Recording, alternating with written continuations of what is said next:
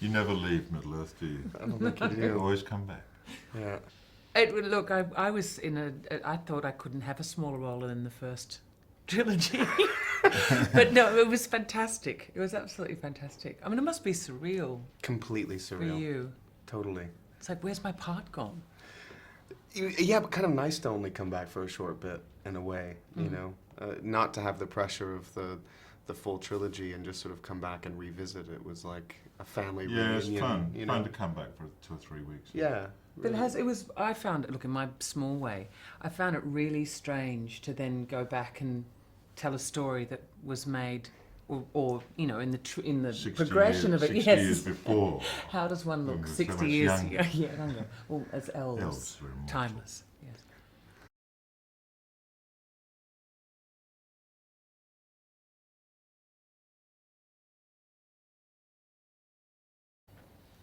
Yeah, I suppose the world of the film is not. It's one where the sense of doom is not as great. The whole world of the Lord of the Rings was very much in peril and sort of an autumnal feel to it. This is slightly more innocent. It's still tonally in the same place, but it's a slightly more innocent world, I suppose. Because I think that the high elves know what's coming, Yeah. and also the audience does.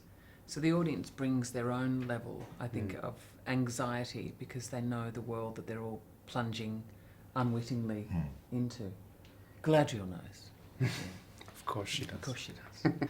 Yeah, well, Frodo was actually not born during the time of The Hobbit, so the bit that I'm in is actually during the time of The Lord of the Rings, sort of before everything starts to Flash fall forward. apart. Yeah. So it's the innocent Frodo that we meet at the beginning of this.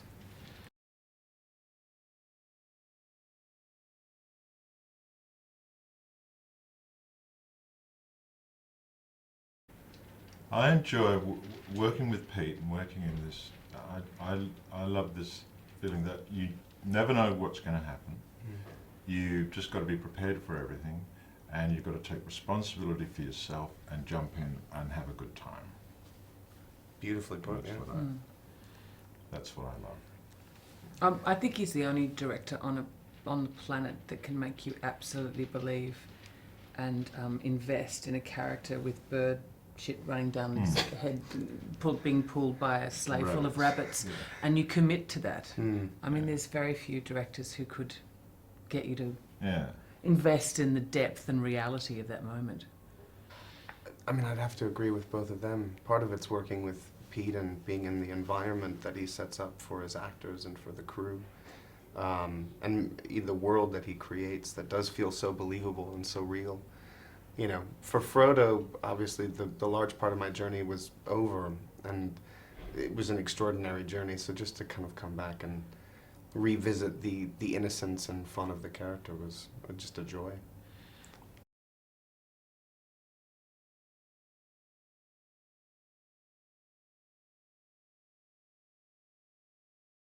My more recent memories of The Hobbit are reading it to my kids and loving revisiting that for them.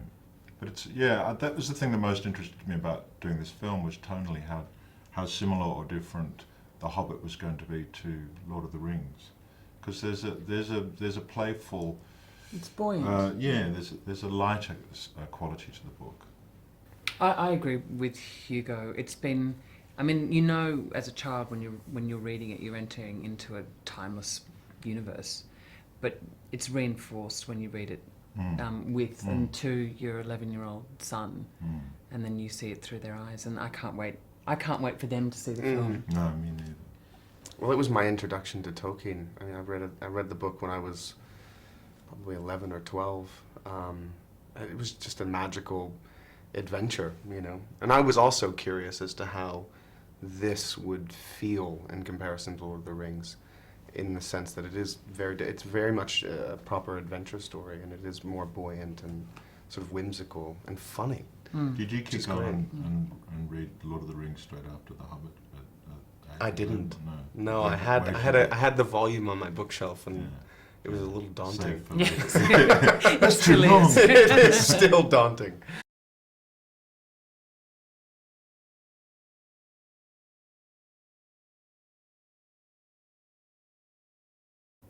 There's something about this set. You feel like it's such a big city that you come into the studio and it's this massive. It's like a megapolis or something, and yet it's got the heart of a cottage industry. And there's something about Pete that he's got this huge vision, the scope, but his ability to always be himself, have his feet often without shoes, very much on the ground, and he's this fabulously creative mind. He's always, the work never stops.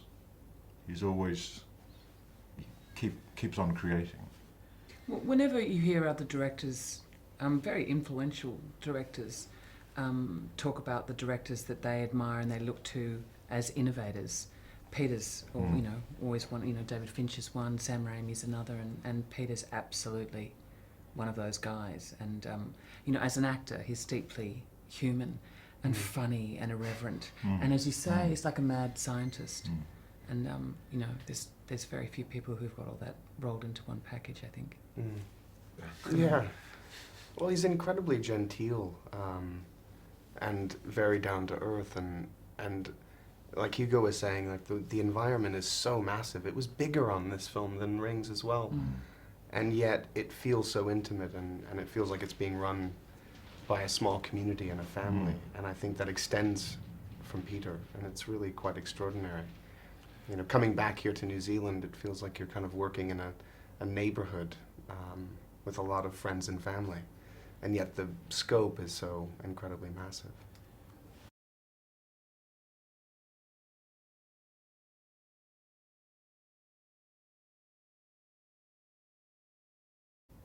I think it's vital. Couldn't be anywhere else. It couldn't.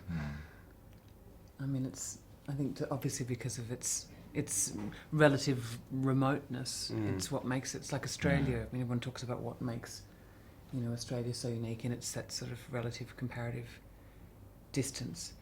But it's what you were saying too. It's incredible and a real testament to the heart of the country that this incredible creative eruption has been exposed internationally, but still the very handmade quality, the down-to-earth quality, the just getting practical, day-to-day process of making films hasn't changed.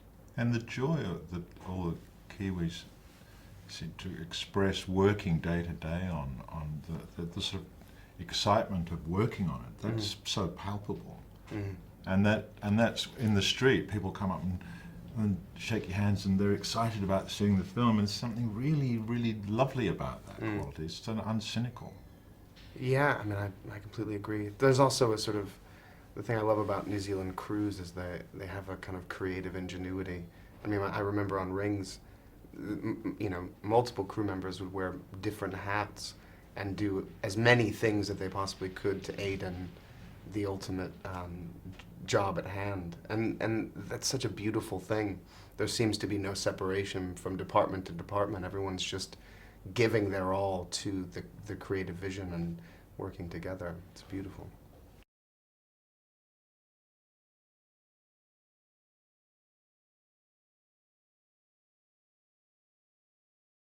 I was thrilling to see it, and well, for me, possibly for all of us, you feel like, well, often when you go and see a film you're into a lot, it takes a little while for you to really be able to see it objectively. But this film, I felt so immersed in it and swept away. I really felt like a kid watching it. It was absolutely delightful and very moving as well, and like really profoundly moving in parts, and exciting and kind of mind-blowing. Really. I think the storytelling is impeccable because it's such a, there's so many avenues you can go down in the story, and it's been so judiciously put together. And for me, the quintessential moment was when Bilbo found the ring. And I was only watching it by myself, but I gasped because I think I think the audience will have that sense of collective memory. Oh no, that's it. This is it. Yeah. And there's 3 more movies I'm going to have to watch. No, but I think that's the collective memory of the audience is really going to feed the experience. Totally. I mean, it's perfect in a way that I think that the Rings was made first and that this has come later, because I found the experience so rich, really rich.